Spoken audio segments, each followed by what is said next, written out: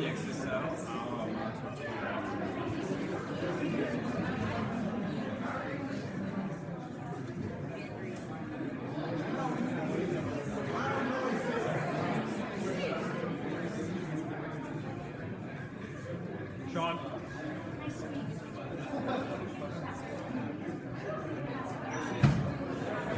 Everyone, thank you very much for coming.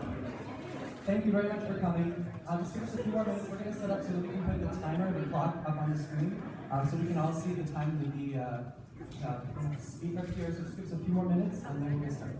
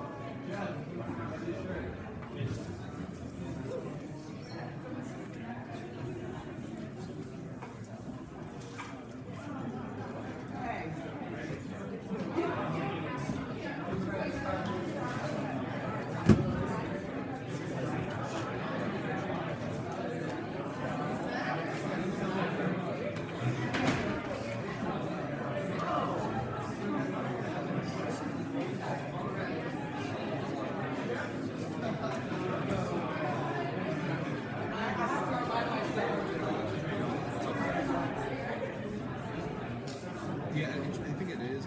Right now I'm trying to get the slides. Are you here? Okay, yep, we're a little too much.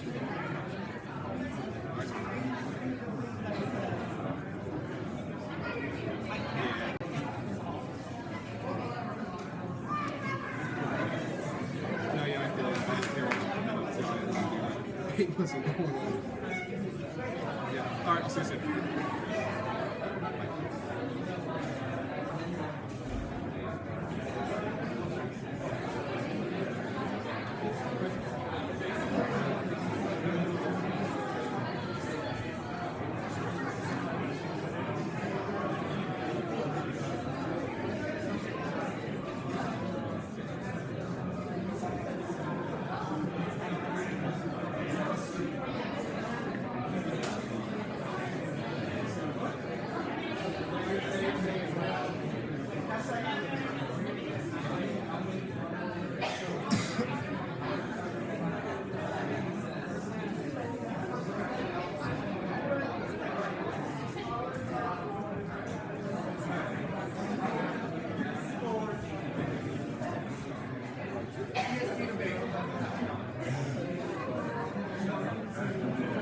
Okay, all right, we're going to get started. Please quiet down. All right. So we have both groups up here today have agreed to the following rules. There will be 10 questions total, and they will cover the topics of Iraq and Syria and immigration.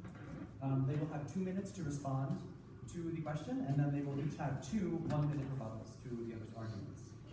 We will be taking, in addition to the questions that I have gathered from online submissions, we'll be taking questions via Twitter. If you tweet at Penn State MUN, you can tweet at that, and we will be monitoring it up here, and we will select a few questions to ask the groups.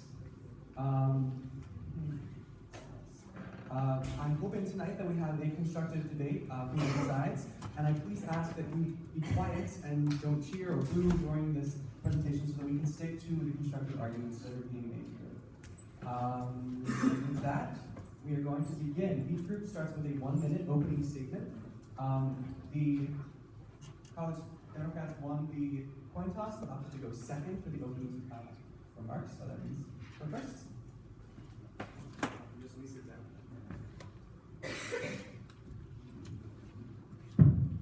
Hi, so. Wait, 1 second, please. I'm sorry. Get mine. Do we need it?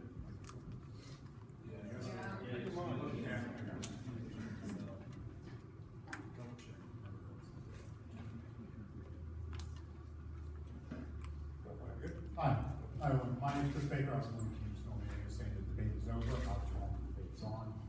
Got some misinformation. But here we are. I just want to start off by saying my introduction to this is why you should vote for Trump. I've been through the political process. I've worked in it firsthand. I have seen how dirty and dark money can be. I've seen how it buys elections, how it changes people, and how it warps our understanding of our entire political process. The kingpin of this dark money is Hillary Clinton and the Clinton Foundation. People will scoff and mock and say all they want, but all of the information is out there for you to find. All you have to do is look on your computer, type in a couple words, you can find everything you want to know, and you can make a true educated decision.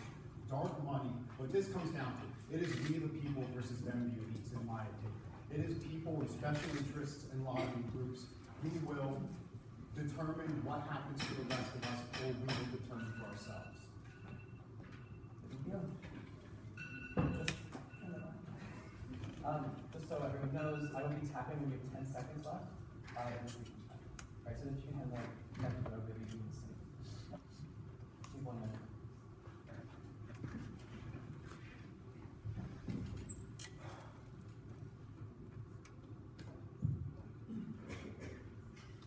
Blanket of thank yous to all of you for coming. Blanket of thank yous to our opponents for coming and debating with us today. They like to say that every 4 years that every election is the most momentous and important election you'll ever see in your life. They said that in 2012, they said that in 2008, but I honestly don't think that there has ever really been a more important election than this one in 2016. And I'm very proud to support Secretary Clinton. She is potentially the most qualified candidate in terms of national and domestic, in terms of foreign and domestic policy, I think we've ever seen in the modern era.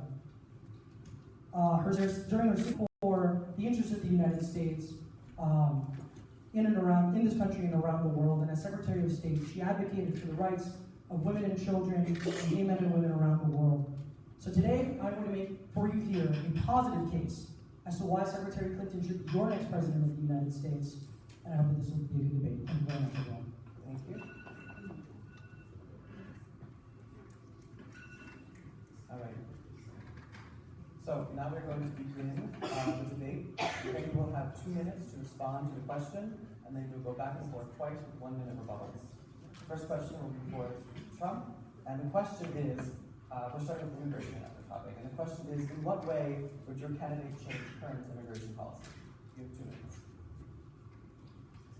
Hi, thank you guys for coming. Robert Morris. So the first thing I want you guys to understand is the problem we have in this country with immigration is people that don't protect this country, that don't pay taxes, don't support the economy, are taking your jobs, taking the time out of your day, and taking over this country at a rapid rate to the point that we're not going to recognize this nation in 10 years. One of the biggest things that you all have heard of is building a wall. Frankly, it's not a disrespectful thing to want to protect your citizens within those walls that you care for so deeply. And that's number one key here. Second, Donald Trump has talked a lot about ending sanctuary cities. For anyone who's not familiar with that, the sanctuary cities are the same place where illegal immigrants can retreat to, pull back up, and not be told by the government that this illegal action within this country to be kicked out. With the Obama administration's failed immigration policies, you have the opportunity to come back in this country once you've been deported multiple times. Same case as Jamel Shaw's son who was killed. Same thing with both people who have been killed by illegal immigrants. The problem is they can come back due to the failed policies of this current administration. What Donald Trump wants to do is close the borders, especially due to people who are coming from countries that are known to harbor and fund terrorism. It seems like it makes sense here, which I'm following with Donald Trump's plan.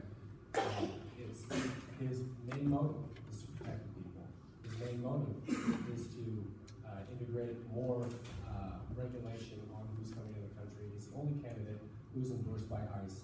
And frankly, no one within the corporation of ICE does support Hillary Clinton. In fact, they think her plan is the most radical they've seen in the history of the United States. And frankly, it's up to you guys to know that when illegal immigrants come here, they don't believe in the same policies, the same constitution that we uphold. Your lives are at risk, and that is your future children. Again, no comments from the crowd, please. All right, try to go 2 minutes.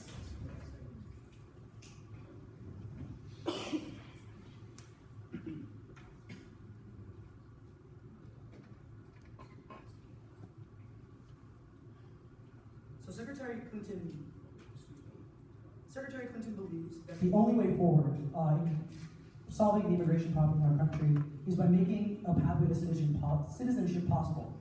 This is important because immigrants are the lifeblood of our country. Immigrants, as a matter of fact, do pay taxes. So the Social estimates that in 2002, immigrants have paid as much as $500 billion into the Social Security system. So, you know, if you really want to see your grandma still receive her Social Security check, you should probably thank the undocumented and documented immigrants which pay into our Social Security fund. The idea also that immigrants takes your jobs are also false. According to the National Bureau of Economic Research, immigrants actually create 1.2 jobs per every immigrant that comes into this country. And as a matter of fact, the majority of the jobs that they create go to native-born citizens.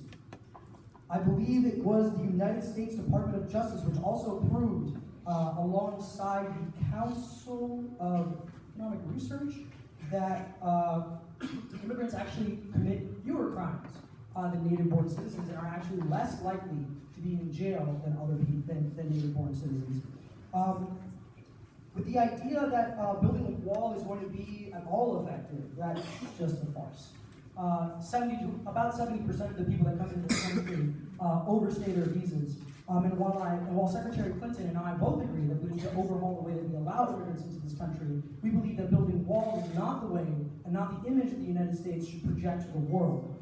We've always prided ourselves on being a shining city on a hill, welcoming immigrants, welcoming them to this golden door, and I think that in the future, Secretary Clinton's policies are going to be the one to move this country forward. Thank you. Thank you. All right, you have a minute.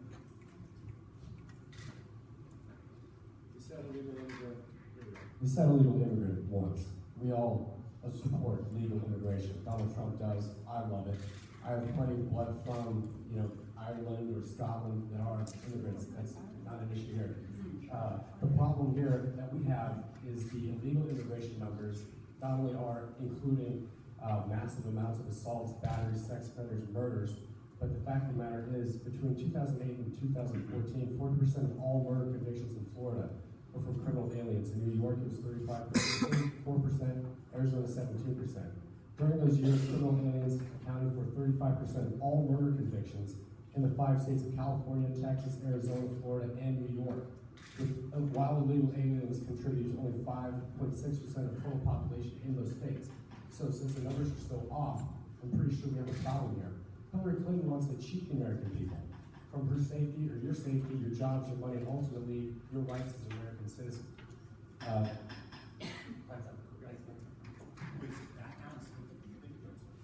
Yeah, I'm tapping at 10 seconds, and then I'll tap you out. Okay. If you have 1 minute.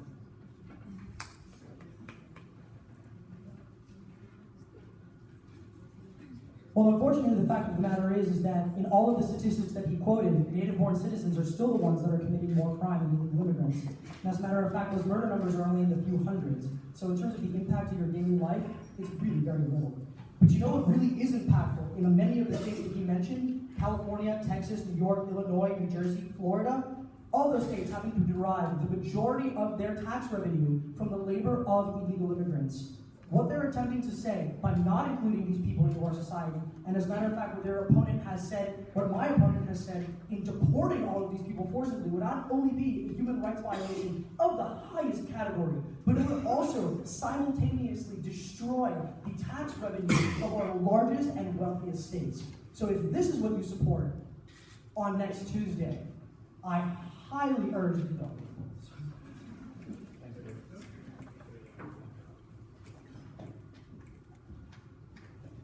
So the students for Hillary submitted their fact check for this topic. They get 1 fact check per topic each side does. And it is in fact false that ICE has endorsed Donald Trump. ICE cannot endorse Donald Trump because it is a violence. This is your 1 minute. This is your last. I see that the candidate for our agency, however, a union of the unions that. Okay, so can you say that? The union? Yes, and it was the union that represents. That represents ICE endorsed Donald Trump, so the large. Okay, so you don't have time, sorry. Okay, but now you do have 1 minute, and it's your last. The fact of the matter is whether or not whether you want to call it, it's the first time ICE has ever endorsed the candidate they have. Whether or not it's a union or not, the Immigration Customs Enforcement has never done this, has never trusted a candidate this much. So yes, they have. For my opponent to say that, we're not going to notice it this much whether or not the illegal immigrants are in this country, tell that to the family of Jamal Shaw and Kate Steinle, who just was murdered years before. Tell that to them. This is ridiculous. We're a nation $20 trillion in debt. We can't afford to have this many people coming in and worrying about this. This isn't any position to help reform citizens. The documentation is all false. They're not contributing to this country as much as my opponent would like to believe. Would like to have them. No questions asked. Should we support legal immigrants before? There's homeless veterans on the street. Before there's kids going to school with empty bellies and ragged clothes. It's absolutely preposterous. American citizens should come first, and that's why I support Donald Trump. The last word for this question will be 1 minute.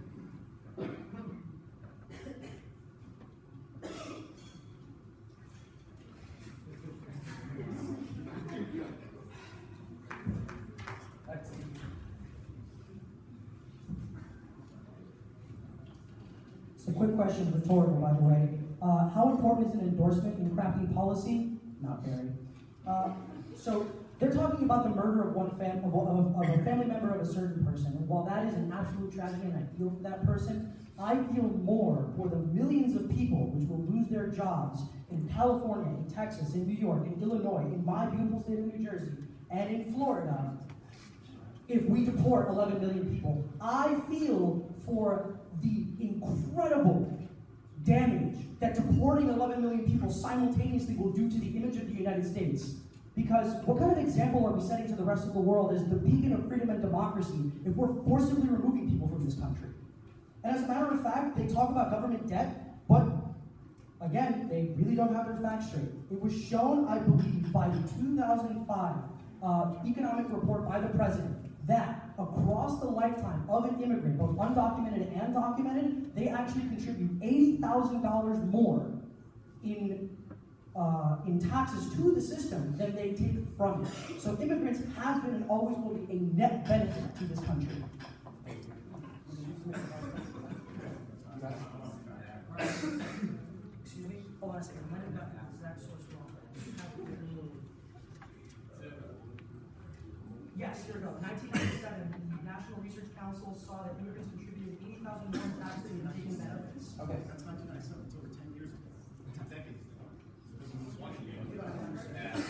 So, quiet please. Quiet please.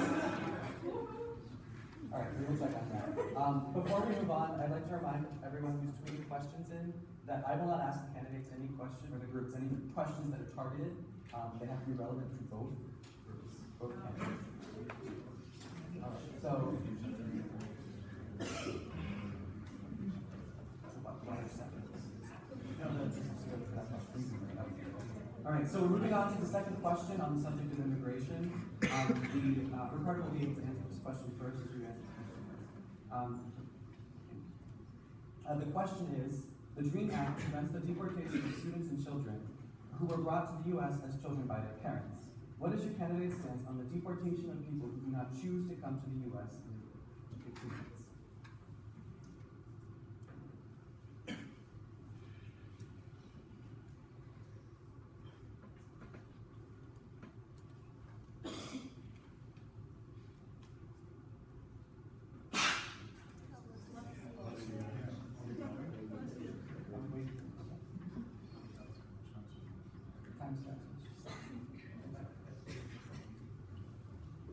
So my candidate believes in upholding, while we are developing the legislation for a pathway to citizenship for all of the people who are here undocumented or unauthorized in the United States, in protecting the deferred actions that President Obama has passed, mainly what they're called DACA and DAPA. And this allows people who came here while they were very young, in order to stay, in order to have action deferred on the legal charges against them, namely deportation, so that they can finish school, so that they can better themselves and be a part of society. And Secretary Clinton does believe in protecting those two executive orders that the president has passed. And I think that that's important because you cannot commit a crime, if you could really call it a crime, if you don't have the agency with which to act on that crime. You need to be able to willingly commit a crime. And somebody who came here at 9 years old, or 8 years old, or 9 months old, didn't have the agency, didn't have the choice to come over here. So why should the government punish them for a choice that was made on their behalf, not a choice that they made themselves? Okay. Yeah, so according to the study that Ricardo cited, the panel's long-term estimates indicate that on a national level, the majority of new immigrants and their descendants will add more to government coffers than they receive overall. I know, I just want that. Who is the source? Yeah. It's the National Academy of Science. National Academy of Science. Engineering Institute of Medicine, National Research Council. And it's from 1987? From 1997. Alright, so let's remind you, both groups have used their factor. Okay. Alright, thank you.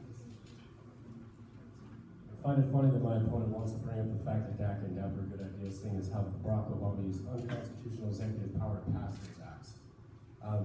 both things that they have in common, trying to take part of the slot given to them, taking advantage of the American people and going above and beyond. If that doesn't concern you, then I understand why you vote for Hillary Clinton. The 5 facts I want to share from you from the LA Times that are all recent. 40% of all workers in LA County are working for cash, not paying taxes whatsoever. That doesn't help the beautiful state of California whatsoever. 95% of warrants for murder in LA are for illegal aliens. 75% of people in the most wanted list in LA are illegal aliens. Over 2/3 of all births in LA are to illegal alien immigrants, or illegal Mexicans, on Medi-Cal. Those pay for taxpayers. That stuff coming out of your wallet, even though you're starving here in college. Nearly 35% of all inmates in California detention centers are Mexican nationals here illegally. Now, that's not to say that Mexico is the only problem. Every single country that poses a threat to us with their illegal immigrants coming into this nation is a problem we're going to address. However, for my opponent to sit here and say that illegal immigrants are going to help this country boost its welfare is absolutely false. The fact of the matter is, they're starving you, they're taking your parents' money, and they're threatening the lives of people who live, especially in LA. So that's all I have to say about that. You have 1 minute.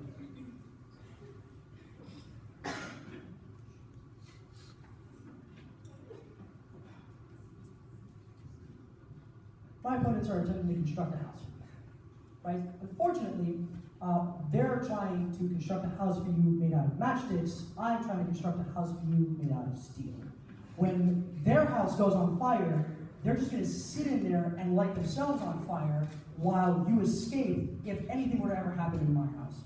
So here's the problem with what they're telling you. One is that they didn't answer anything about the DREAM Act, so they haven't told you what the candidate believes on the DREAM Act. But second is that none of the things that they've said are actually true on a national level. I mean, the fact checker literally told you, across the lifetime of an immigrant, legal and legal, they will contribute $80,000 more to the economy and to the federal government than they take. That's just a fact. And while they like to cite sources from California specifically, the national numbers tell you a different story. And what the national numbers tell you, and what not cherry-picked numbers will tell you, is that illegal immigrants, and any immigrant in general, will commit less crimes than native-born citizens. And that makes sense. Because if you commit a crime as an illegal immigrant, you're very likely to get deported. Thank you.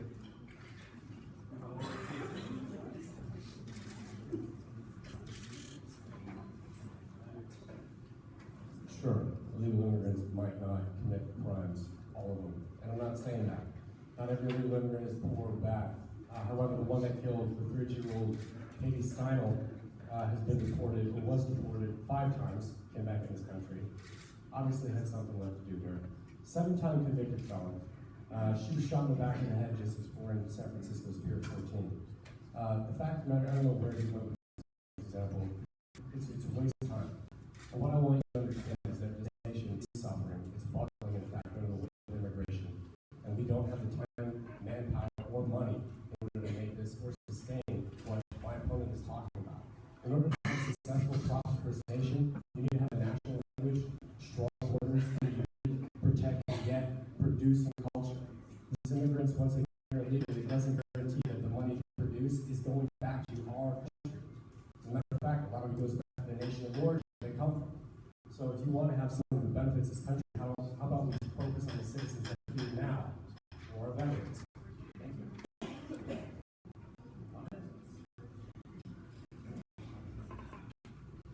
Use a line that President Ronald Reagan liked to use in his debates.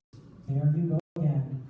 But unfortunately, none of what they're saying is actually true. What they're using is cherry-picked data. What is one or two people that committed murders to millions of people and the impact that it has on millions of people and the impact that it has on your life? And as a matter of fact, the statistics that I brought up to you have shown that immigrants, including illegal immigrants, have an incredibly enormous positive impact on your life. And to their point that most illegal immigrants, or most immigrants in general, send their money back home. Well, it is true that there are remittances that go back to these countries. Over time, the more time that an immigrant spends in this country, the less remittances they send home. I believe it's 50% of their salary when they first come here, and decreases up until about 25% later on in life. I mean, my dad sends medicine and money to my grandma in Cuba all the time. I don't think that's a bad thing, especially when he's sending me to Penn State. So really what you need to look at the opponents, at my opponent's case here, is my opponent's case grounded in reality? And the answer to that is no. All right, 1 minute, and this question. I'm wrong when he says that once these illegal immigrants come here, they stay here longer. It's a fact. Due to the fact that Obama's failed immigration policies made it easier for them to stay. So it's no fault of our own that more the American people that Barack Obama has failed so badly to uphold the immigration system that allowed well over 10 million people to circumvent the established system of immigration, but needs to be priority of the next president.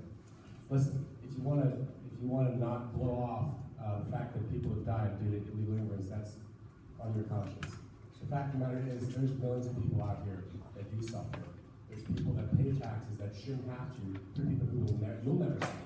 And the fact of the matter is, you will never run into these people and see the benefits that they do, because the Obama administration would rather benefit them and everyone in this room and the parents that put you here. All right, thank you.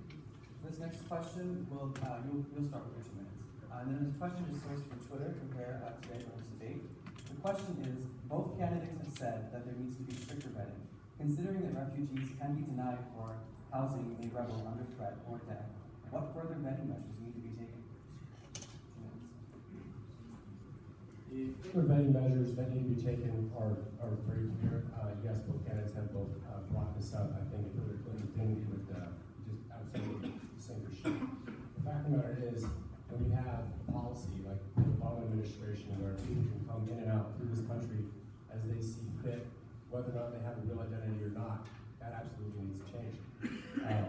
The vetting process, the FBI has already come out with factual data that they don't have the manpower to uphold the vetting process. That is being quote unquote promoted by Hillary Clinton's ideas. The threat that we have not only against Mexico, but the fact that you have ISIS that has claimed on Twitter, on Facebook, they're using these methods with the waste immigration policies to enter our country. It's an absolute national security risk now to be strictly held where they're at. Don't even come to our soil until we know for a fact you're trustworthy, you're going to uphold the law, the Constitution, and be able to immerse with the American people in our policies. The fact of the matter is, when you have countries that do fund Hillary Clinton like Saudi Arabia and they do have the Sharia law, that absolutely contradicts with our Constitution. It's a national security risk, it's a financial risk. There's that.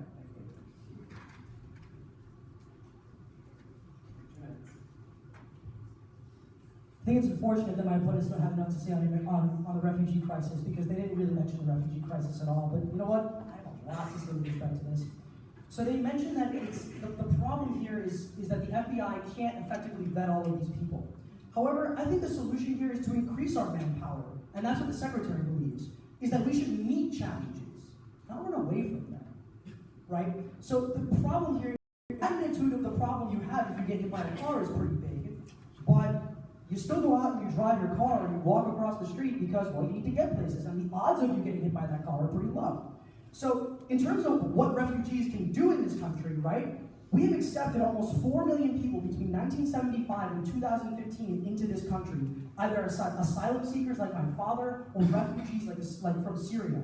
And as a matter of fact, what the facts show, and they come from the Cato Institute as a matter of fact, is that the odds of you getting killed by a refugee in a terrorist attack here in the United States is 1 out of 2.7 billion per year. To put that into context, you're 340 times more likely to die in a car crash, and you're nearly 200 times more likely to be struck by lightning. So, it would take you 200,000 times getting struck by lightning before you've been killed by a refugee here in the United States. So put that into context. And as a matter of fact, the vetting process that we have right now is already incredibly stringent. So it takes anywhere between 18 to 24 months to get refugee status here in the United States. From the time that you apply with the UN Human Rights Council, all the way to the moment you hit this country, you go through 2 different UN interviews, dozens of interviews with 6 different federal agencies, a health check, and at the end of the day, when you get here, there are federal programs and charities out that will come and help you integrate into society. So I don't know where they're getting off saying that we have a problem with refugees. It takes about 2 seconds. It takes about 2 seconds for you to go online you find any European country that is having a problem with immigration right now. What my opponent fails to address is that no, the influx of immigration hasn't happened, it's been talked about, and that's what we're afraid of. The fact of the matter is, when you want to go and analyze Germany, or Brussels, or France, those nations are ripping themselves apart in it. As far as the examples we talked about, it's facing a problem. Donald Trump was the only person who originally brought this up within the Republican primary. No one was going to talk about it beforehand. My president wants to handle this full bore. Selected immigrants based on their likelihood to succeed in the United States and their ability to be financially self-sufficient, that's key in the vetting process. Support Americans' values and institutions and the people, that's key. Temporarily suspend immigration from regions that exploit terrorism, that is key in the vetting process. To restore constitutional rule of law, public prosperity, security, and importance, has been a part of this process, and it will be done by the Vice President. Thank you.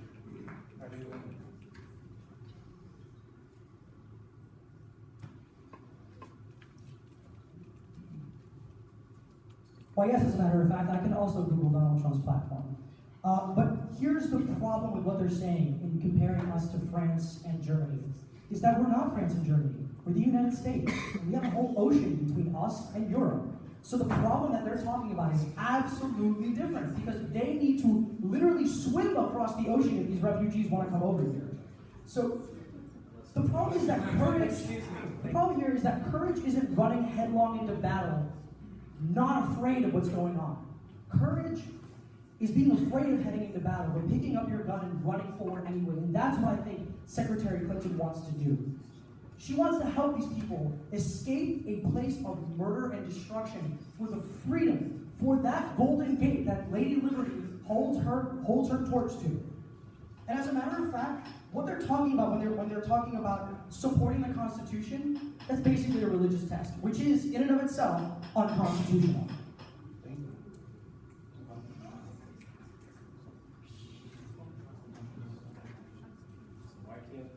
Why can't these poor people escape to another country? If we have so many problems in this nation already, why on earth do we have to worry about these people on top of that? Telling you Americans first. This is the issue here. Benjamin Franklin said only virtuous people are capable of freedom. As nations become corrupt and vicious, they have more need of masters. Since we all know that Hillary Clinton is a known globalist who's conspired with globalists, it makes a lot of sense that she'd like to bring in this many rabble of people in order to control long term. Sure, yeah, I'm not an idiot. There's massive ocean between us. However, we all just heard about the new busloads that are coming through Mexico of immigrants directly handpicked by Obama through the Mexican border. So the fact of the matter is there's an ocean and these people are resourceful. Since they have a jihad against Western civilization, they're not going to stop just because there's a body of water between them.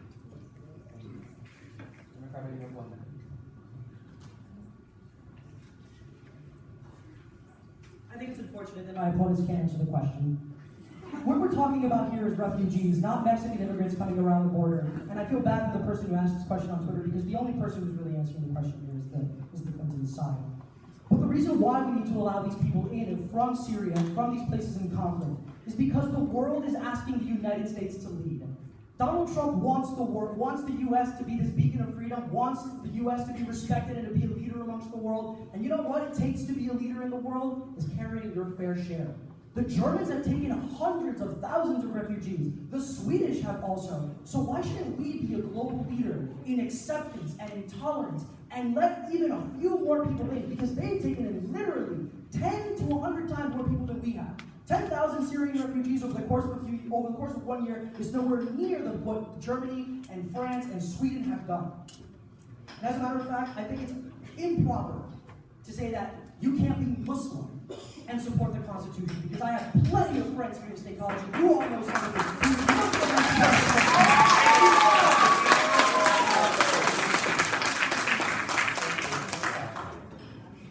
All right, we're moving on to another question now. And you have the first 2 minutes to the question. The question is, both candidates have advocated for changes to U.S. immigration policy. How would your candidate fund those necessary changes to immigration infrastructure?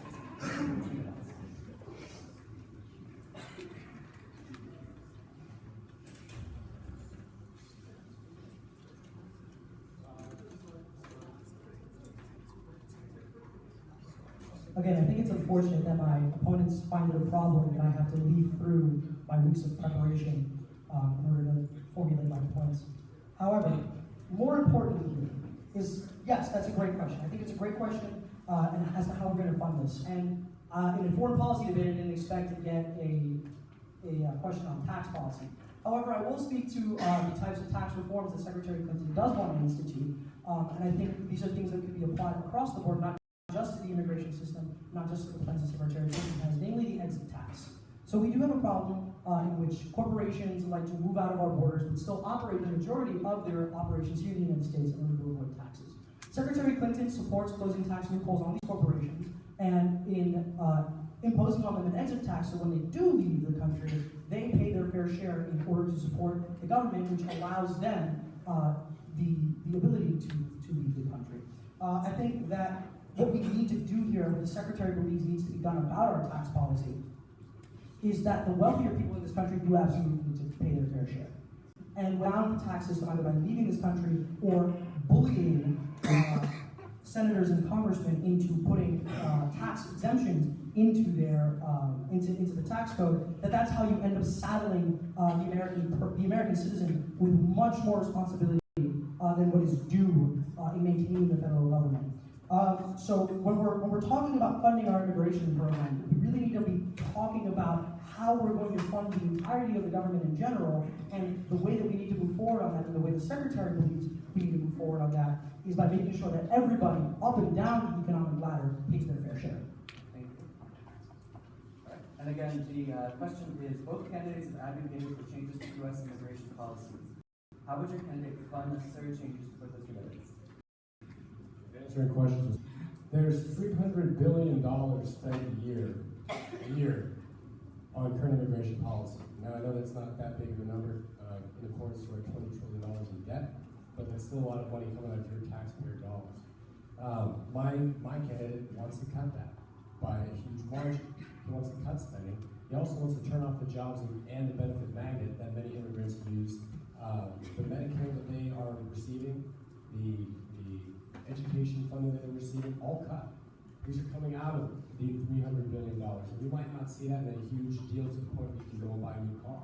But the fact of the matter is, when $364 million is being spent almost every month in the state of California alone to try to manage and fund these immigrants that aren't even given back to the infrastructure of this nation, that's a problem that everyone in California is paying for.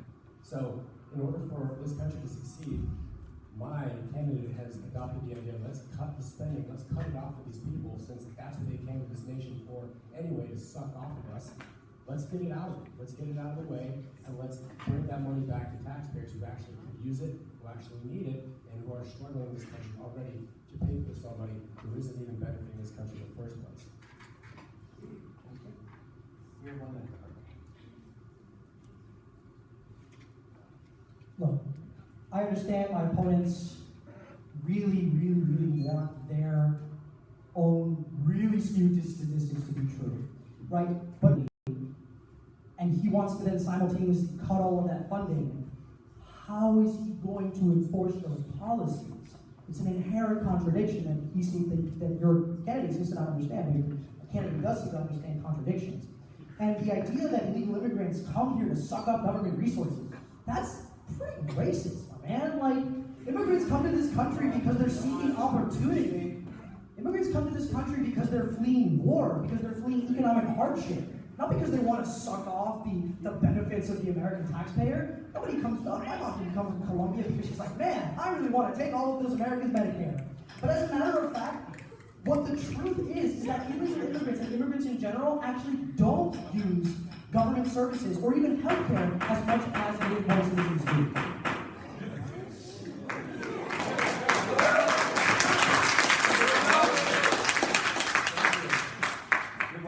All right, the definition of racism is the idea that one race is on a higher echelon than the other. So for me, trying to speak to the American people, it's not racist whatsoever. I'm telling you,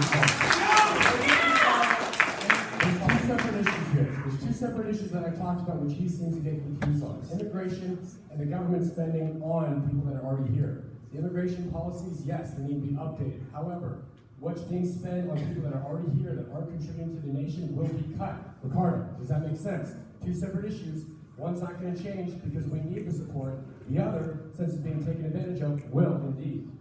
I can't really call somebody racist. That's ridiculous. I don't even feel like I should be allowed at this point. His main comment was for me to be racist for wanting Americans to come first, and I think that is a slap in the face of everybody in this room. Americans should come first, regardless of color, regardless of religion, regardless of where you come from.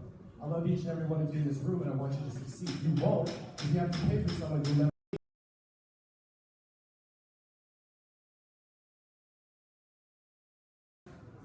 Just a reminder to the audience that you're using the time of the speakers when you make noise. Thank you. 1 minute. I'm sorry, what? What did you say? You have 1 minute. The definition of racism is the oppression of one race by another. The idea that one race is coming here in order to suck off the benefits of the pure or whatever American majority is inherently in itself racist. However, they still don't seem to understand the fundamental point of the question. If their candidate wants to cut the funding of our immigration enforcement services, how does he plan on enforcing his more strict immigration policies? Look, it just doesn't make any sense, which is why I don't believe you should vote for this candidate. But the idea that they continue to repeat, which I will continue to tell you is false, is that immigrants don't produce in this country, that immigrants take from you. They produce 1.2 jobs per every person that comes in.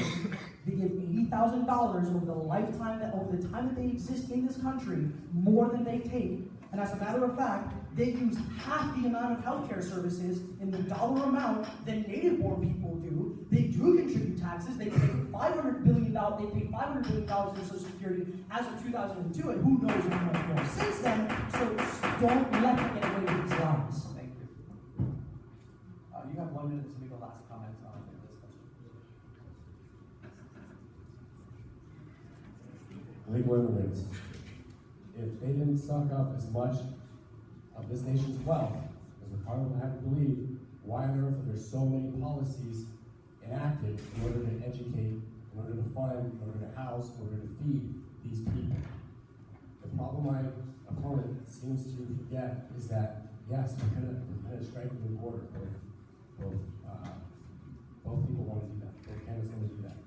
The only thing I can tell you is, the only thing that really matters in this whole election is that whether or not you vote for Hillary Clinton or Trump, there's only one candidate that wants to put you first. In accordance to this question, with funding being cut, that would help you, taxpayer, out. That is the first priority of Donald Trump. In order to answer the question, the policies that Donald Trump has put forward puts food back on your table instead of someone who, whether or not wants to contribute to this country, is up to debate. They contribute a lot of crime, they contribute a lot of murders, regardless of their race, regardless of where they come from. These people are problems that the American people shouldn't have to deal with or pay with their money. Thank you. You can keep the microphone. We're going to move on to the topic of Iraq and Syria, and you'll have the first answer. The first question. Sorry. No. Okay. The first question is: how would your candidate's policy to defeat? No, you have 2 minutes to answer my question. How would your candidate's policy to defeat ISIS differ from that of the current administration? How would your candidate's policy to defeat ISIS differ from that of the current administration? This is very easy, and it's actually very simple to point out this on. The plans are fairly cut and dry. The plan of the Barack Obama administration, what it has been, and Hillary Clinton has said over and over again that she wants to extend it, and she's been the Secretary of State's representative. They want regime change in the Middle East, namely Syria. The problem with this is that there's another bigger culprit in the Middle East that we need to tackle: ISIS. There are two foes that are fighting each other. Donald Trump has advocated that we deal with Syria second. The first problem that we will find a solution to is ISIS, then we will deal with Assad. Clinton and Barack Obama have the opposite approach. They can say whatever they want. They'll probably say publicly this is what they said. I have stuff to refute that very easily. But what you will find out, if you want peace, if you want stability, we need to take out ISIS first. Syria hasn't had people come into America and commit atrocious acts acts of violence. The largest mass murder with a gun in United States history was committed by an agent who professed his allegiance to the Islamic State and Baghdadi. I'm sorry, I don't know how to pronounce his name. I'm bad with that, but that does not make me racist. There are people who attack these things. I'm sorry. The simple things that you have to look at. If you want peace, if you want stability, if you want something moving forward that you can rely on the Middle East that won't come over in time, we need to take out ISIS first. Clinton will tell you, take out Assad. It won't work. We've done it before. We've seen it in Libya. We've seen it in Iraq. And all that has happened is a proliferation of ISIS to the point where now, and the fact checkers move it up across the world, there is an average of 1 terrorist attack per day. And it is not going anywhere. This is here to stay.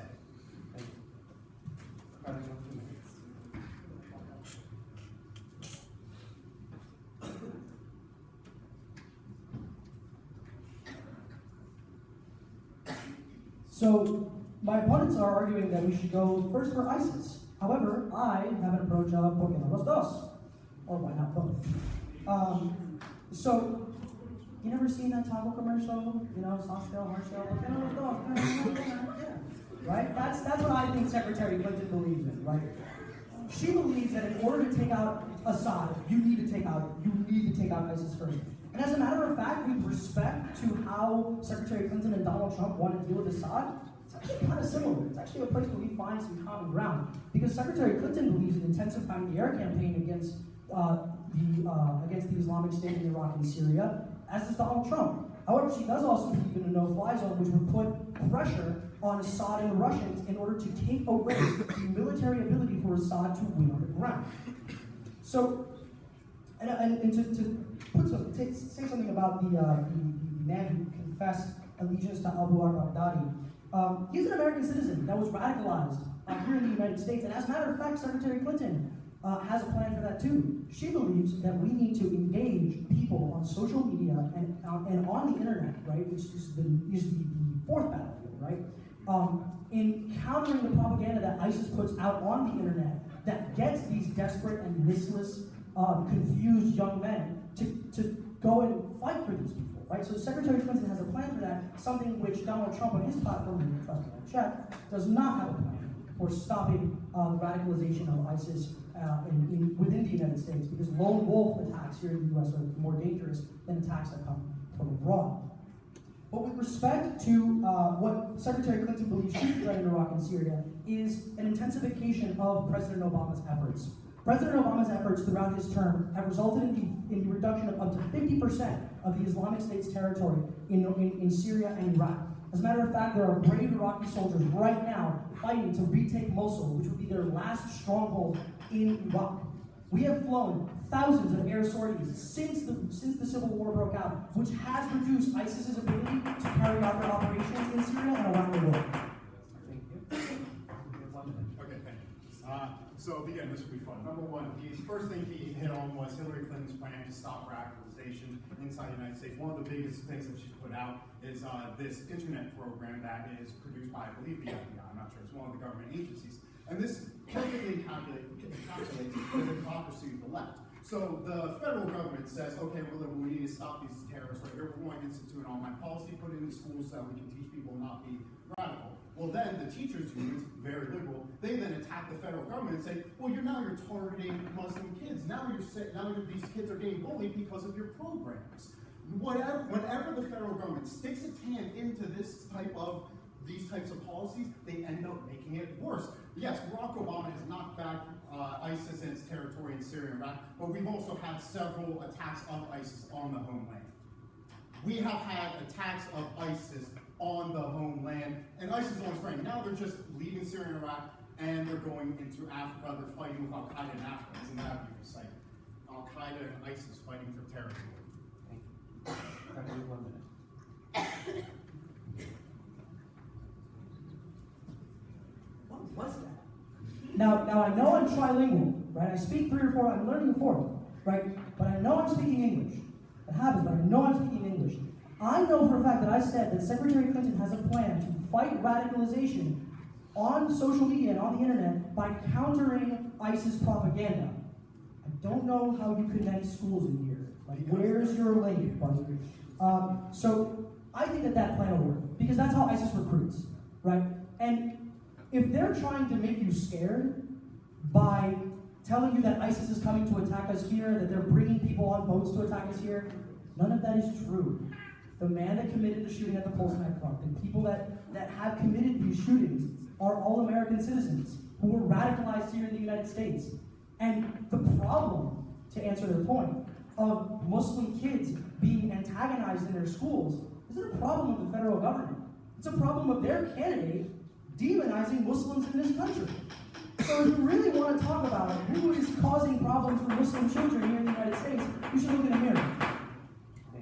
Guys are listening problems. I would ask that both groups remain respectful of each other so that we can continue to talk about the issues. All right, now we're going to have 1 minute. Okay, I need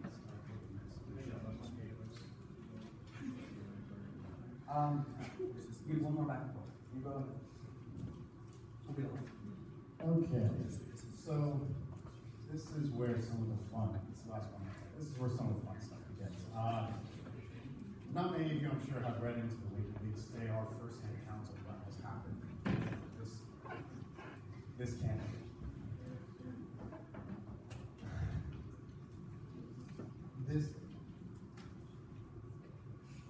It is honestly, for me, hard to even read some of the stuff that comes out of it, and that is not.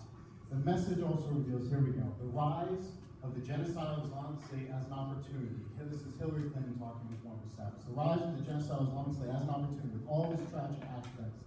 The advance of ISIL through Iraq gives the U.S. government an opportunity to change the way it deals with the chaotic situation in North Africa and the Middle East. The most important factor in this matter is to make use of intelligence resources and special operations troops in an aggressive manner. This has been known. The Islamic State has been known to Secretary Clinton for years. They did nothing because they knew they would attack Syria. And who now is instituting a no-fly zone in Syria? Thank you. Think. Ricardo, you have 1 minute for the last comment of this question. I'm not entirely sure I can get a coherent argument out of that, so I'm just going to go on. I'm just going to go ahead and talk about what Secretary Clinton plans on doing in Syria. So, as I said before, Secretary Clinton has been a strong supporter of a very strong and aggressive foreign policy in Syria. Namely, like I said before, she proposes an intensification of the air campaign in Iraq, which is helping. It really is helping. To stop the Islamic State from holding territory in Iraq. Remember, the Islamic State is claiming territory. They lose, if they're not like Al-Qaeda, if they lose territory, it means they're losing, right? So, yes, the Islamic State is a problem. Yes, Secretary Clinton agrees there's a problem. But there's nothing else that we can really do in Syria but stop Assad's ability to prosecute the war. The way you do that is by instituting a no-fly zone. Anything else other than that is escalating us and bringing us into a larger regional conflict, which would be way too much for this country at this point. I'll have the first 2 minutes of this question. Right, so the next question, which will have the first 2 minutes of Ricardo, is America has an infamous reputation for toppling foreign dictators, which has led to long-term economic instability, political instability, and bloodshed in places like Libya, Iraq, and Guatemala. If they choose to intervene, how would your candidate prevent this cycle from occurring in dealing with serious and last night?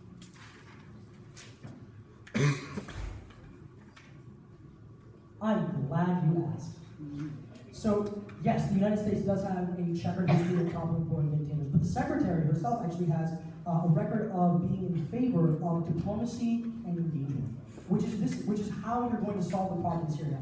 Oftentimes, what the U.S.'s policy has been when they topple dictators is to topple them, install a friendlier person there, and then leave. What we haven't been very good at is engaging with these governments after the fact.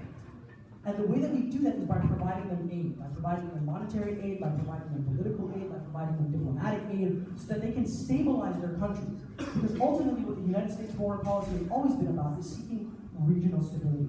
And the way that we do that in Syria, and the way that Secretary Clinton proposes to do that in Syria, is by backing U.S.-friendly forces. Right? The way that the way that we win the war and the way that we win the peace is by ensuring that American-friendly forces on the ground in Syria are the strongest negotiating powers on the table. The way you do that is by funding them and giving them arms, like we've done with the Kurds. The which I hope, my personal hope, that they have their own state at the conclusion of this conflict. The way that you made the Russians you stymie their ability to exert their foreign policy influence within Syria is by impeding their ability to affect the proxy players on the ground. The way you do that, by funding the U.S.-friendly forces and ensuring that the U.S.-friendly forces are the winners on the ground. Ultimately, and Secretary Clinton believes this, is that this conflict will be solved diplomatically. At some point, the Russians, the Americans, and all the forces on the ground in Syria are going to have to sit down and talk this out. And the only way that we come out winning in this circumstance is by making sure that the biggest voice, that the strongest voice at this table, and the voice that has the most assets on the ground are American-friendly forces and the United States. And that's what Secretary Clinton believes.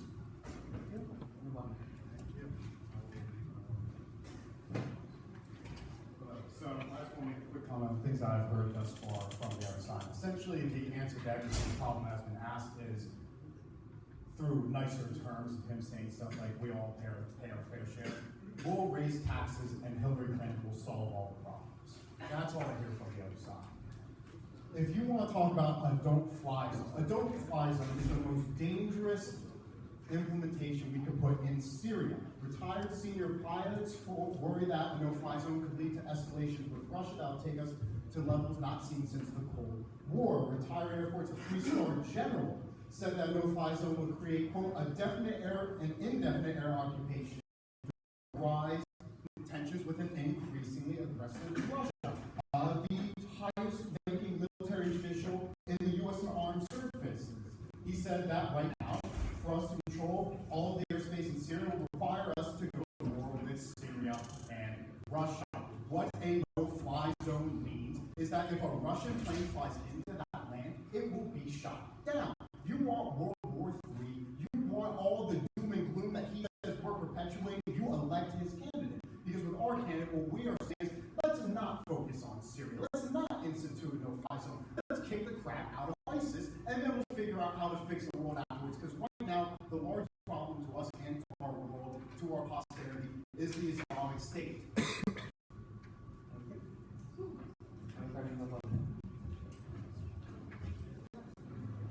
Is your candidate afraid of the Russians? Because I know my candidate isn't afraid of the Russians. My candidate has dealt with Vladimir Putin. My candidate knows how dangerous Vladimir Putin is, but my candidate also knows that Vladimir Putin is an opportunist. He knows when to back down. As he did in Ukraine, revolution in Ukraine, but realizing that escalating the situation in Ukraine would have caused him to enter into a conflict with NATO and the European Union and the United States, he curbed his ambitions. What we haven't done in Syria is we haven't been aggressive enough with the Russians. And I agree. Obama's red line may have been a mistake. It was a mistake. But Secretary Clinton aims to face that by instituting that no-fly zone, because I don't honestly believe that there is a Russian interest in starting World War III. There is, however, a Russian interest in stopping the conflict in Syria.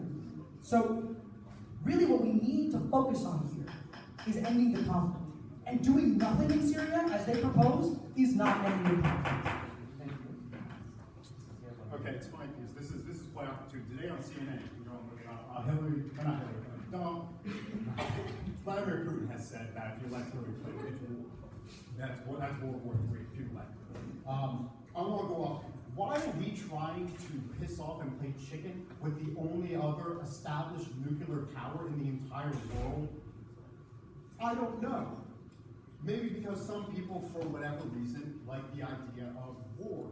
The Clintons have profited greatly off of war and off of nuclear power for decades. You look at the disaster in Haiti, them and their friends made millions by stealing US aid meant for the people of Haiti and distributing it to all their billionaire donor allies. Additionally, we go look into Russia. Kazakhstan wanted to sell Russia 1/5 of all of the uranium in the entire world. All their caves, 1/5 of all uranium, enough to make nuclear bombs that blow the world to. The Secretary of State had to pass that deal. Hillary Clinton did.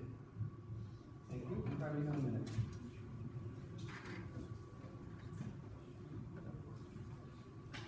If Vladimir Putin says that it's war if Hillary Clinton's elected, bring it on. But you know what else Vladimir Putin has said?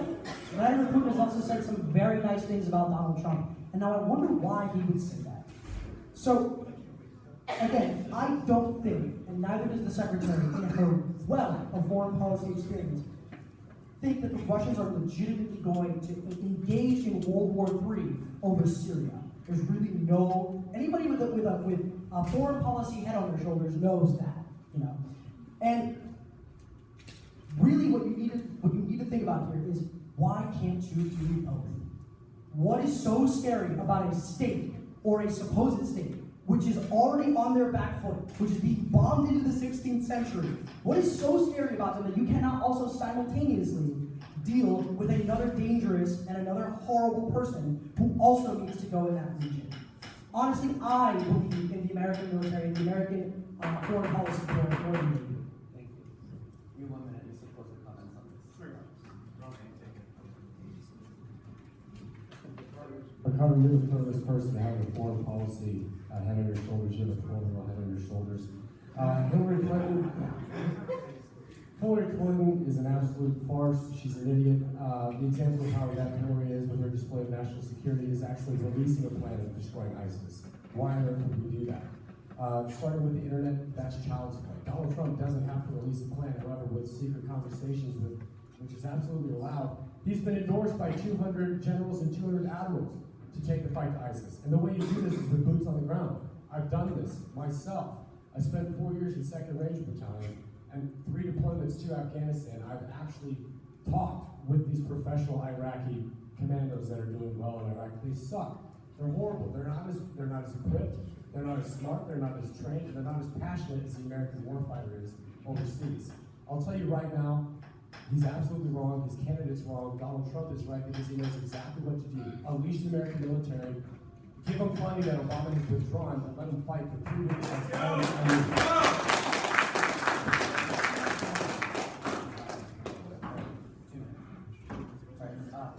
have 2 minutes to respond to this next question. This next question is from Twitter. The question is, how would your candidate have handled the Iraq War in the early 2000s as compared to former President George W. This is number one. This question is just speculation. I can make up anything. This is ludicrous. I can go. Donald Trump has advocated that he didn't support the war in Iraq. They will come back and say, oh, there's video of him saying he has supported the war in Iraq. Well, I'll tell you what. When the U.S. declares war on an enemy, you typically don't stand up and speak out against it. That's happened and people have had their freedom of speech silenced. Donald Trump is a billionaire. Whether or not he agreed or didn't agree with the Iraq war, he would have had to stand up and say, yes, I agree with this, or possibly felt the wrath of the federal government, which his candidate wants to use the power of the federal government to do everything. They say the Constitution is not, he says the Constitution is not constitutional and we should escalate tensions with Russia. What is this?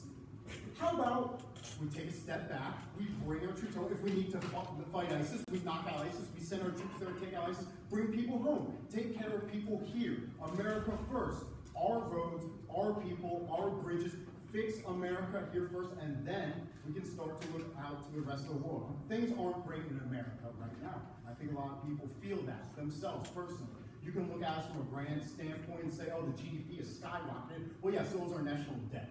The GDP has gone up only as much as our national debt. We're $20 trillion. If you stack $1, if you get $20 trillion and stack them in a $1 bill, on its way to Neptune. That's how much debt we're in.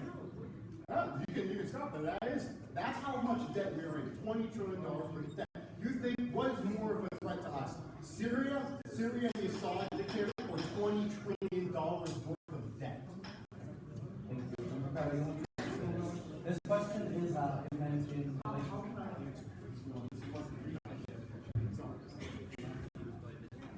repeat the question. The question is, how would your candidate have handled the Iraq War in the early 2000s as compared to former President George W. Bush, intending this discussion to be about how to handle that? What? Like, I can't even start. But there are a few things that he did say that I can't speak to.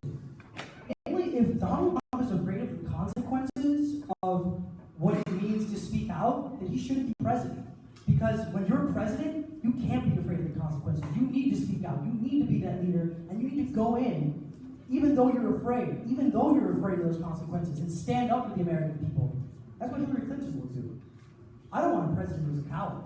I want a president who's brave, and that's what Hillary Clinton is. And as a matter of fact, their case is an inherent contradiction. On the one hand, you have the gentleman on the left who thinks that we should go and send ground troops into Syria, which is definitely a greater escalation than a no-fly zone. And the other gentleman on the right goes and said, well, no, we should bring all of them back in. And as a matter of fact, if you look at Donald Trump's platform, which I have, it's full of inherent contradictions. On the one hand, in literally the same speech, he says on April 24th, I believe, he says we need to be unpredictable, which in foreign policy is literally the last thing you want to do, is to be unpredictable. Because then that means that your allies can't trust you. Is this you? I don't know, man. Maybe you should take an IR class. But Maybe you should get a second to there should be no time. Maybe you should shut So up. what we really need to look at here, right, is the inherent contradiction in what they're saying. In that same speech, he then says we need to have a focused and disciplined foreign policy. So how can Donald Trump claim to have a consistent foreign policy that he'll apply around the world when he wants to be unpredictable yet disciplined and focused at the same time? It doesn't make sense. Look, at the end of the day, Hillary Clinton regrets her decision to have supported the Iraq War. What she believes is that she was given an incredible amount of misinformation, as were 74 other senators who also voted in favor of that at the time. And how she would handle it now is never having done it in the first place. Thank you.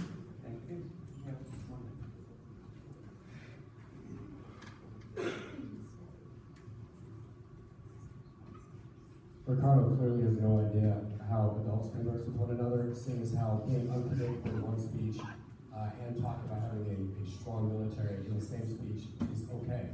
Being unpredictable is exactly what George S. Patton did when he blew the shit out of all of those Germans in World War II. He was incredible.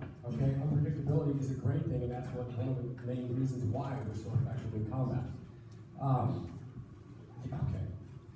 What Donald Trump would have done is he wouldn't have wasted time and money. Look, I like George Bush, but the fact of the matter is we didn't need to waste trillions of dollars in the Middle East and thousands of American boys and girls to die for a country who doesn't respect us. Donald Trump, if he was president back in the day after 9/11, would have said, all right, military, you do your thing. You have a blank check.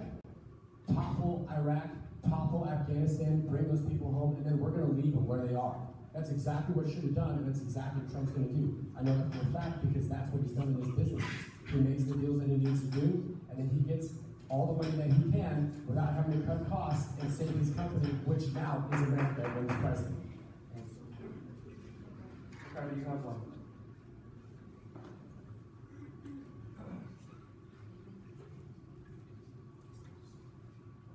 And Donald Trump wants to do with his business, with our military what he does with his businesses. I am absolutely horrified because sending our, because unfortunately you can't bankrupt the military. You can only cripple our ability to use it or cripple our foreign policy by using it too much.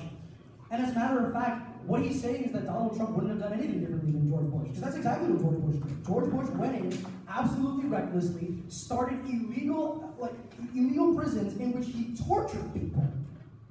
And then just left, and then or forces agreements, and then just compelled the next president to leave. So if that's what you want in your presidential candidate, more of the same, more of George Bush, go ahead and vote for Donald Trump. But what Secretary Clinton believes with regards to what we should have done in Iraq is that, again, she was misled by Colin Powell and the Bush administration. But what she does believe currently is that we need to fix the mess that was created in Iraq because of George Bush. You have 1 minute.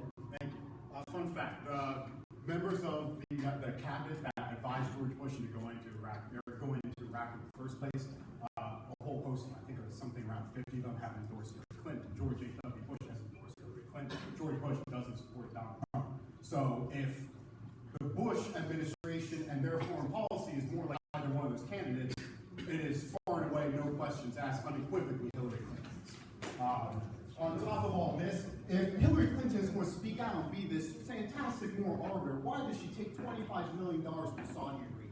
Why did Bill Clinton get a $1 million check from the Clinton Foundation? Why did she accept $2.25 million from a Canadian bank that was wired from Russia so that they could get their uranium from Kazakhstan and then not disclose that information? I'll tell you why. Because she's not brave. Because she wants to hide in her little... She went over 200 days without giving a single press conference during this election. She wants to hide from all of you and rake in all the money. And he's sitting here saying, oh, let's jack up the taxes and let Hillary Clinton solve everything. It's a joke.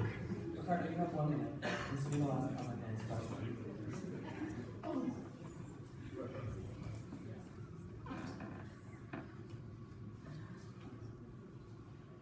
Okay, so, while I appreciate the passion of my opponent, I think he might want to chill out on the coffee before the debate.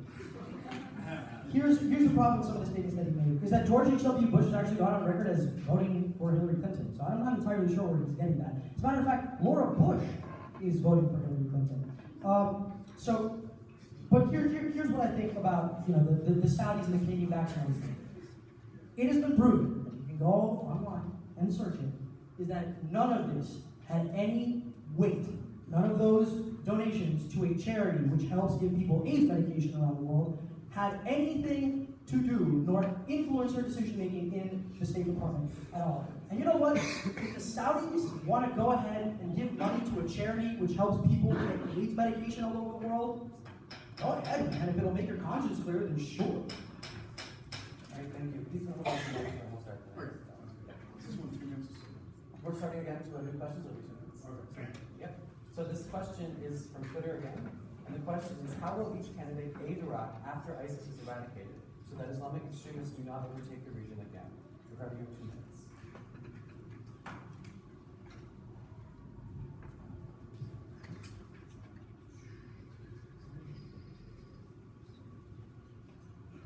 You have 2 minutes. Start by...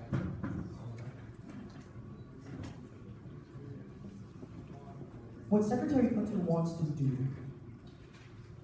once ISIS has been eradicated, once ISIS is out of Iraq, is that she wants to help that country rebuild. Remember, there are 3 legs to our foreign policy. There is defense, there is diplomacy, and there is development, right? Secretary Clinton, during her time as Secretary of State, believed very strongly in the 2 legs that the State Department has control over, namely development and diplomacy. And that's how we're going to help move Iraq forward. One of the things that we did wrong after our withdrawal in 2009 was to cease engaging with the Iraqi government diplomatically and economically. What we need to do in this 21st century is focus on something that's called geoeconomics, or economics for the use of statecraft. We need to invest in Iraq. We need to make sure that Iraq can support itself economically. Because when you're not starving, and you have a roof over your head, you're much less likely to become a terrorist. You're much less likely to put up arms against your government. So what we need to do, and what Secretary Clinton believes in doing in Iraq, is much like what she has done during her tenure as Secretary of State, which is namely to engage local populations. When Secretary Clinton was Secretary of State, she visited 112 different countries. And whenever she visited any of those countries, she always engaged with the marginalized. When she visited Africa, she engaged with women. When she visited the Middle East, she engaged with the LGBT community and made those people feel like the United States cared about them. As a matter of fact, today we had an ambassador from New Zealand come over here and talk to us about how he engaged with the transgender community in Samoa and made them feel better. So diplomacy and geoeconomics, right, is about using the economic power of the United States and the moral power of the United States to affect positive change within societies, and that is what Secretary Clinton needs to be done here. Thank you. Yep. So first, I'm not LGBTQ in Samoa has anything to do with that. God bless them, but it has nothing to do with the problem, which I want to hit. Number one, me and Rob disagree on this. This is what's great about our group, is that we can agree, disagree. He can't agree, disagree. It's his way all the way, and nothing else is right. My belief with how Syria really should be handled. Right now, Iraq has lost a whole host of their population and been decimated. Syria is on that same path. There are many other countries that have refugees who would leave it. if Mosul is recaptured, we're able to take back control of Iraq. I believe that Iraq should be a home for resettlement for these refugees. The Dalai Lama came out and said he believed that these people should return to their own lands.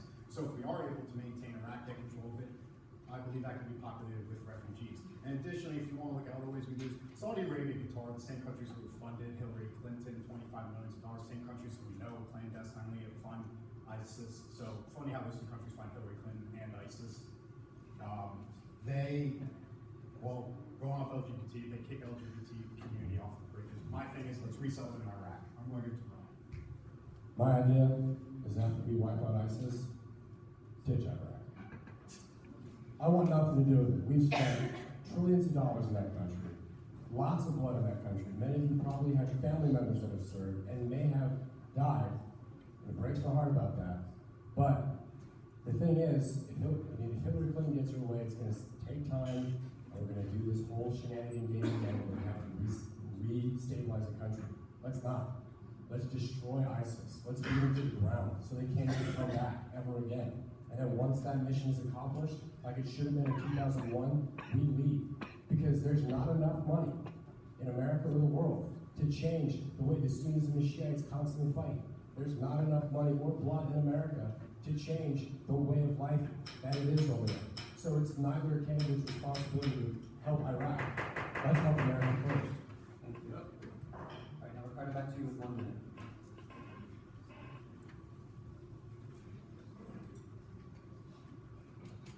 It's been the duty of the United States since World War II to advance the interests of democracy around the world, and that's what Secretary Clinton believes. And while I think that it's lovely that my opponents can disagree amongst themselves, if you can't agree with the voices in your own head, that's called schizophrenia, and that's what Donald Trump seems to have, because his foreign policy is absolutely inconsistent. But onto the points of what my opponents believe, not necessarily what their candidates believe, because their candidate doesn't believe about anything having to do after we defeat ISIS in Iraq, which is why they can have that disagreement amongst themselves and not actually advocate for their candidate and give their own personal opinions. Basically, what you're hearing is, one, either a completely illegal forced resettlement of people by carting refugees from other countries, regardless of whether they're from that country or not, into Iraq, which would have caused its own host of problems, or pull a George Bush 2.0 and leave a giant power vacuum in a country that anybody can fill, including terrorists. So the other side is not offering any sort of substantive solution. Secretary Clinton does. Thank you. Go back to 1 minute.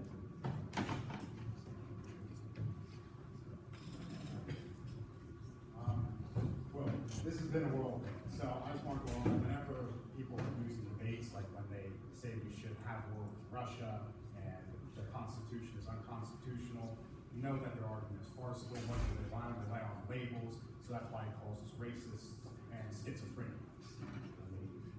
I don't even know what it is.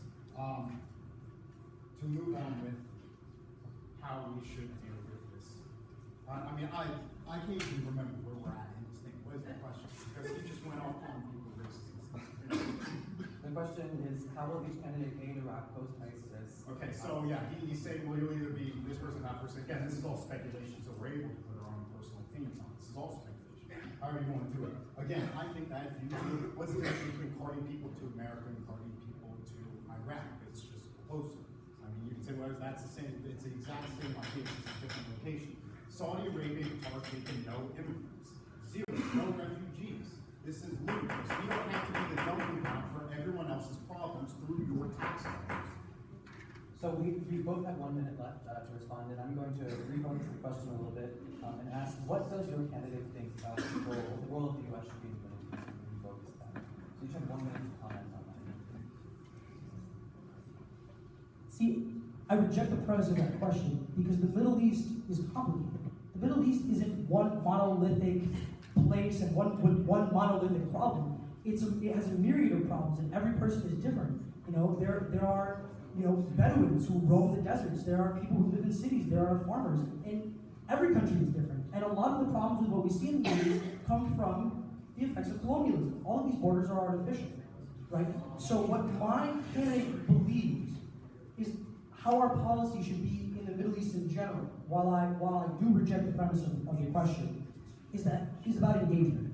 diplomatic engagement, economic engagement, engagement in ways that make people in that region, regardless of where they're from, think of the United States in a positive way. Because the problem with what we face in the Middle East lately is that people look at us negatively. And one candidate is featured in ISIS recruitment videos. One candidate isn't, and it happens to be my candidate. So, the other thing is that I believe that Secretary Clinton doesn't speculate, she makes plans, which is what I'm talking about here. I'll give you 1 minute to finish this discussion. Middle East, in Donald Trump's mind, you have countless examples of how he has done things under budget, under time. He's been efficient as what he's done, at what he has done. Yeah, he's failed at projects. Everybody here has failed at either one. I mean, it's a human thing. The fact of the matter is, we shouldn't have a presence in the Middle East all the time. Yeah, the Air Force in Bagram, which I've been to countless times, is going to stay up. But as far as constantly fighting battles between Sunni and Shiite that wasn't about colonialization, it's all about just the sport of spilling blood for who's rightfully religiously the better race in that region. We shouldn't have any business with it, frankly, at all. My candidate is efficient. He's definitely, since he's the only candidate that has opposition towards ISIS, that's the only reason why he's ever been featured. The problem is that one candidate believes in American bloodshed and my candidate doesn't.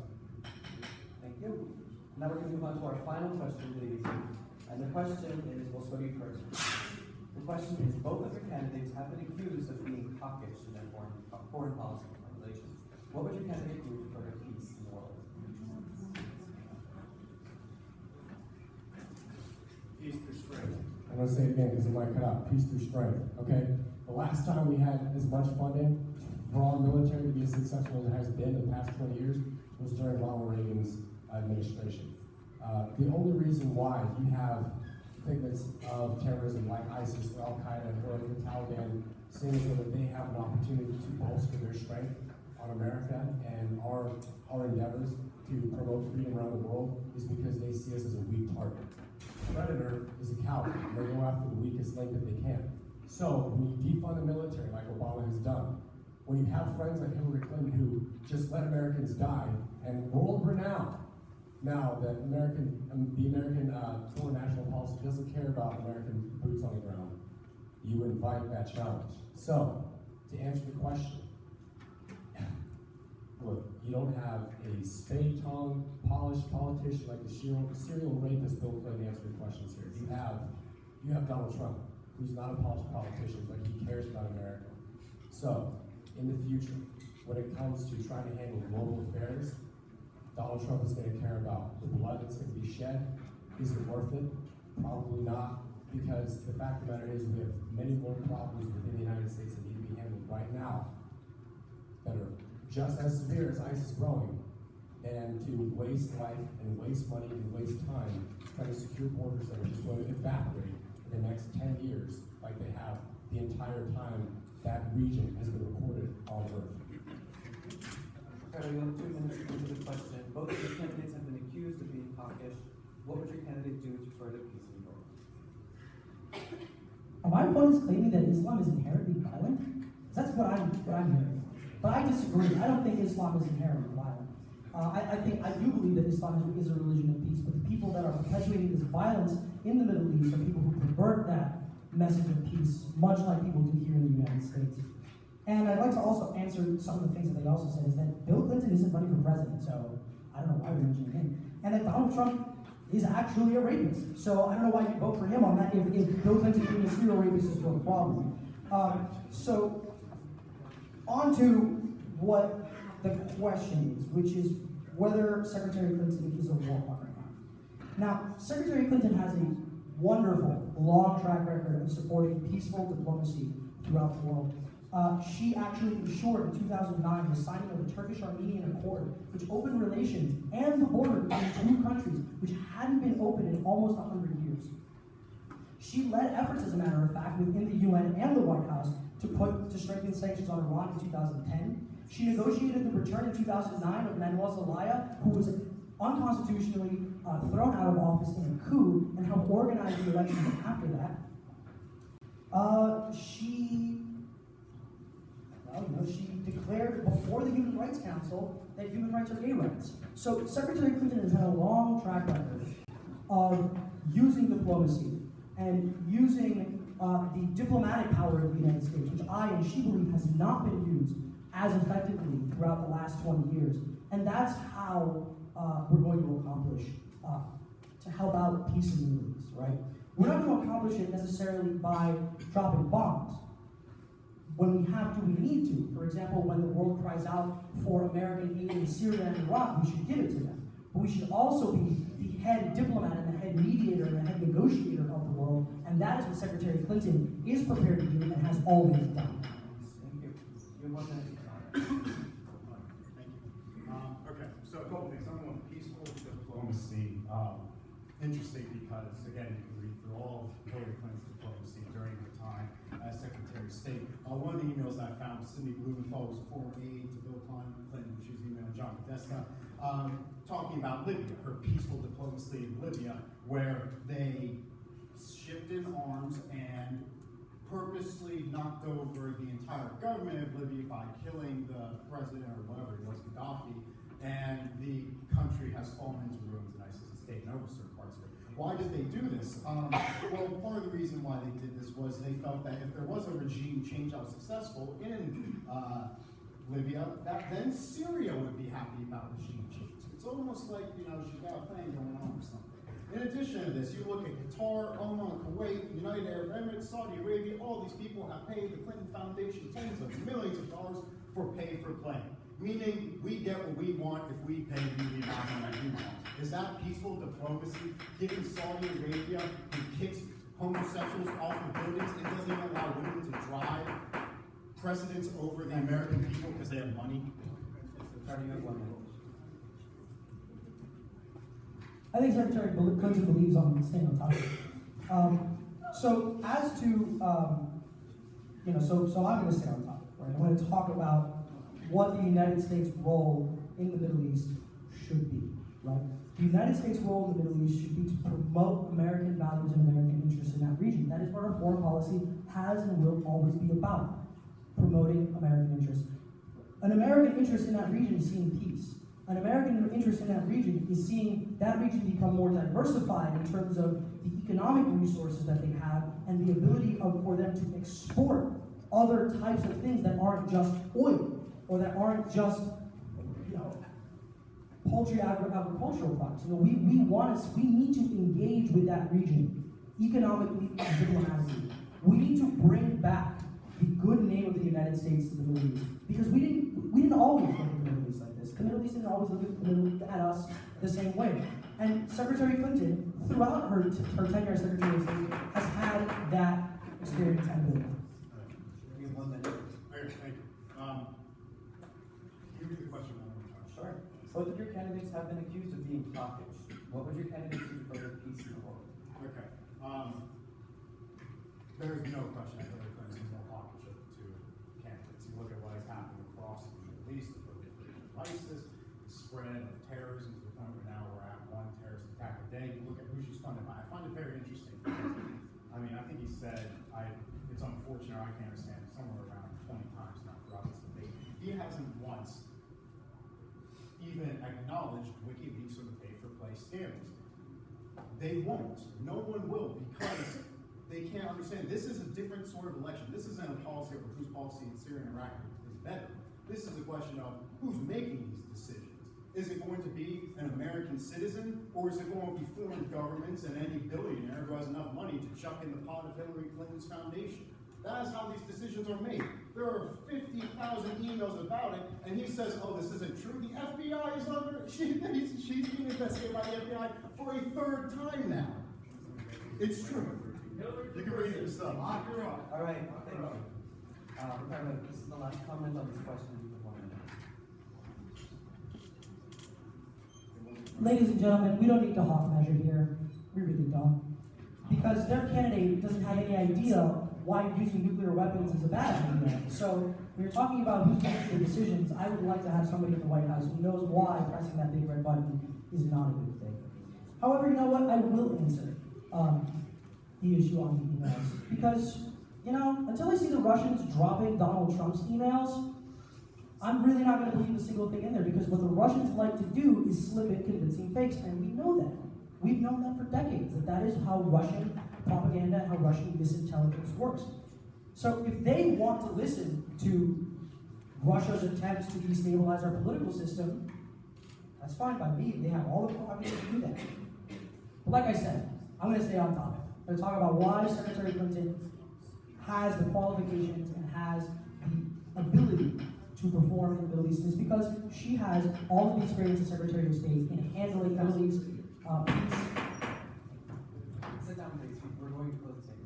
Oh, okay. Sorry. 2 minutes, and you'll be second, or probably first. You have 2 minutes for your closing statement.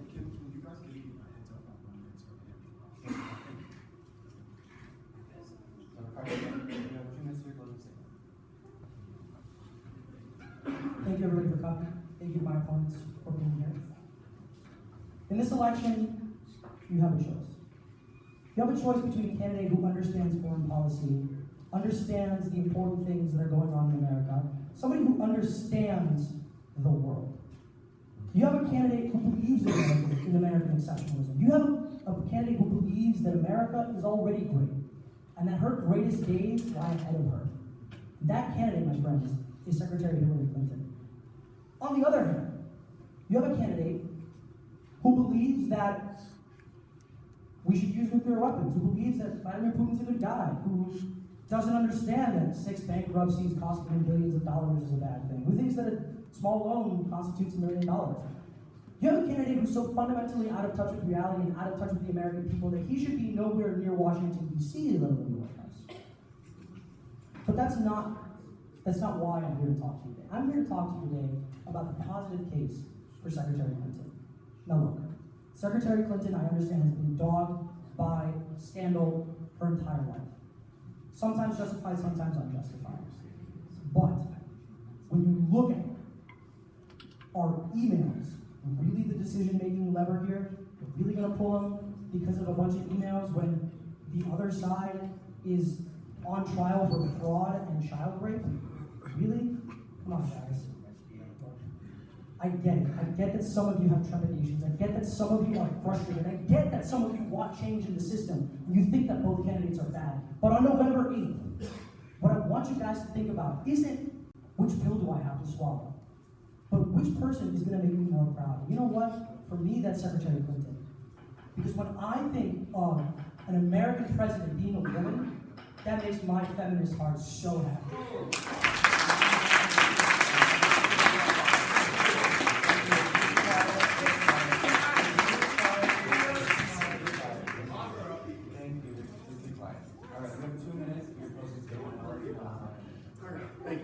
My little bit. What comes out of this side is just lies. For instance, right off the bat, he said that Russia is the one. We're reading Russia's side.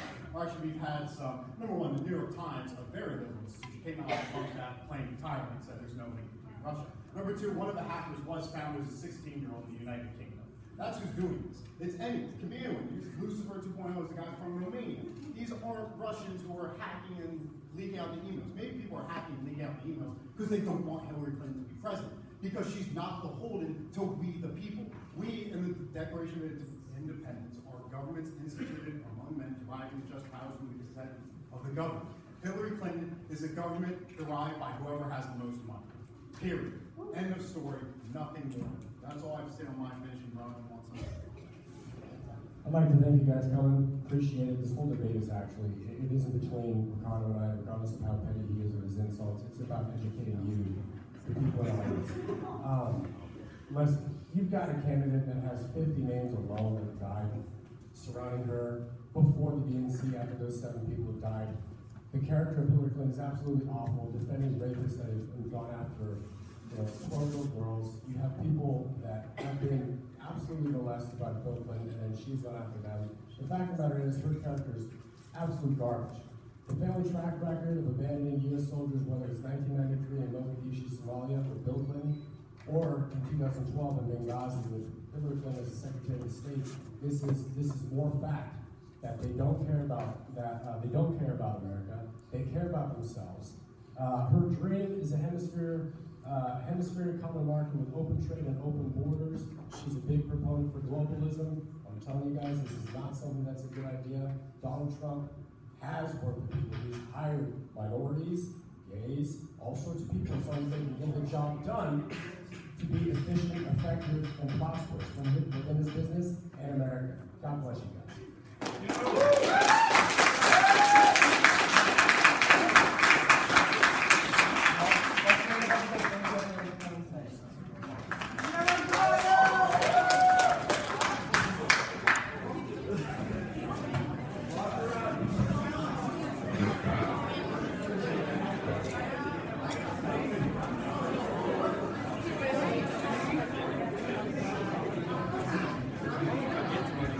Ha ha ha!